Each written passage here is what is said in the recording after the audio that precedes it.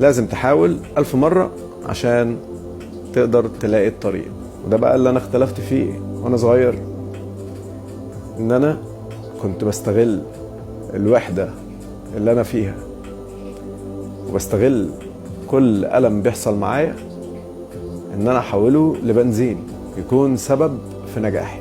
مش مستني حد يقول لي، مش مستني حد يساعدني، انا هاخد طريقي بنفسي وهبني مستقبلي ده، ومش محتاج من حد كلمة.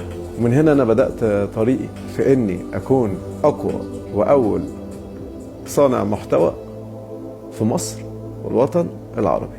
وهنا الفكرة، عشان تقدر توصل لنجاح كبير لازم تتحط في ألم كبير، ان انت تحس بالألم لدرجة انك توصل انك تكون مش حاسس. من هنا بقى بتبدأ القوة.